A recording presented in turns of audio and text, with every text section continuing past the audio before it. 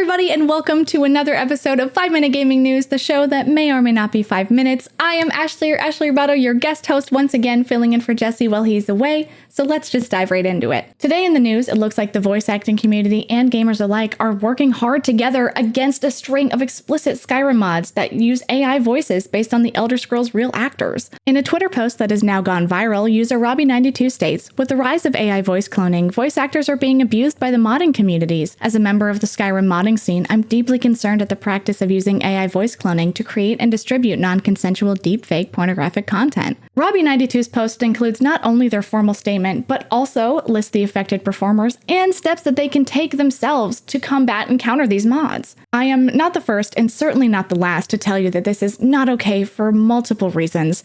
Firstly, using a voice actor's work in an AI to make them say explicit content that they did not and cannot consent to is incredibly wrong. And secondly, the perpetuation and continued use of these AI-generated programs furthers the chance for voice actors' likenesses to be stolen and used freely without any proper credit or proper compensation. It should be a no-brainer, but if you see one of these mods, fuss row, don't interact with them. But, as Robbie92's post has circulated the web, many have stepped up to voice their concerns and call out the practice. The National Association of Voice Actors tweeted in response, "The damage to voice actors and game companies by AI and synthetic voices is real and tangible," proceeding to tag both Bethesda Studios and ZeniMax Online, writing, "Voice actors don't have the legal ability to fight this, but you can help." And of course, in addition to those directly affected, numerous other video game voice actors have come out and shared their thoughts and opinions on the situation as well. Jennifer Hale, voice of Commander Shepard in the Mass Effect series, also tweeted, "To make this crystal clear, if you do not have written permission to use my voice, you do not have permission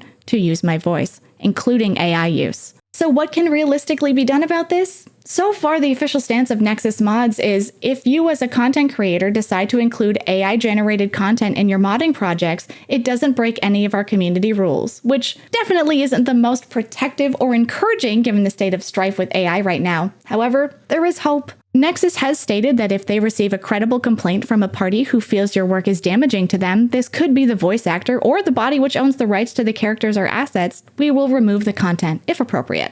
I definitely think that Nexus Mods can be a little more proactive here. I feel like having VO generated by AI using samples from actual voice actors is just damaging to voice actors across the board, and I feel like any voice actor would agree.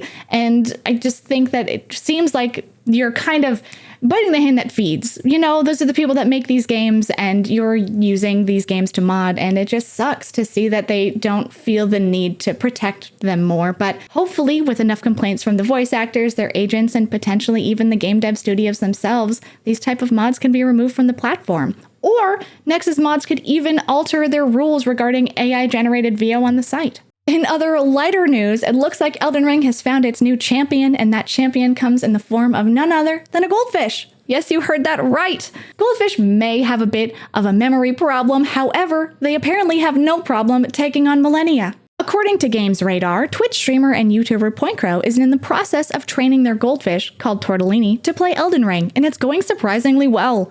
Tortellini's journey began just a few short days ago, and it hasn't taken the little guy long to master the FromSoft title, so much so that Tortellini was able to beat Malenia's first phase with little to no effort. First of all, Tortellini, amazing name for a goldfish. Just had to get that out there. And now you may be asking, how on earth is Tortellini controlling Elden Ring? How is his little fins using that controller? And well, it's simple. Depending on where Tortellini is in the tank, he'll press a button on the controller which will control Elden Ring, Tortellini's owner explains.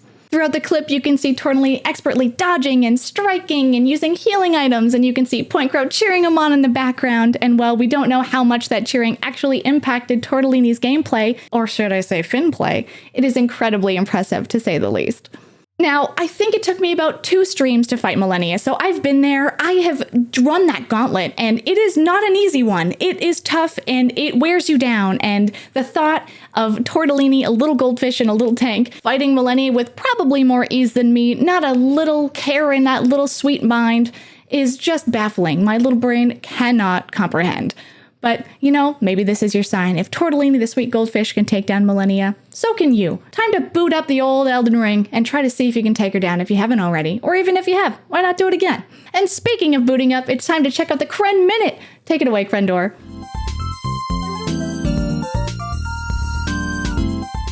Hello everybody, how's it going? It's me, Crendor, and welcome back to the Cren Minute, my once a week segment where I have to talk about whatever I want for a minute. And you know this week I'm talking about Banjo-Kazooie because we got all that Banjo-Kazooie news the other day of them being like, we're not working on a Banjo 3. It wouldn't even sell well. Nobody likes Banjo anymore. If they tried to do it, they couldn't do the same humor, right? And I was just like, what are you talking about? What? What?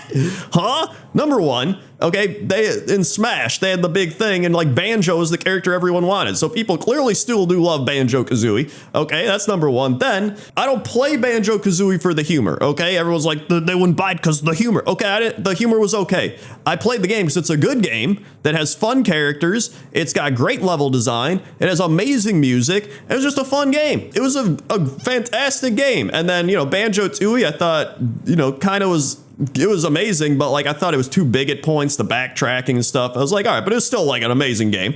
And then Banjo-Kazooie Nuts and Bolts, that wasn't even a Banjo-Kazooie game. People were mad because it was supposed to be a Banjo 3 game. And then they were like, nah, people don't want that. What if we give them a racing game? And then no one wanted that. And they're like, guess nobody wants Banjo-Kazooie. Well, yeah, because you gave us a racing game.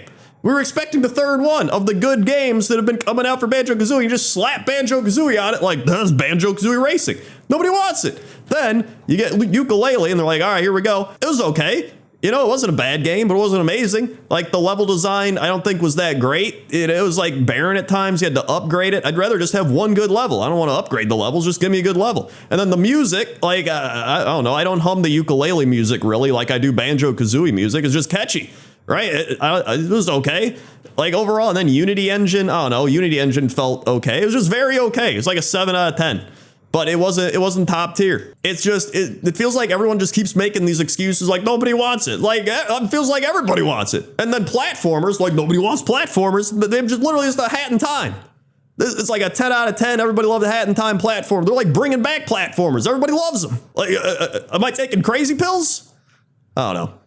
If you want to check out the youtube.com/Cox and Crendor podcast for more terrible rants, you can go over there. That's my Cren Minute.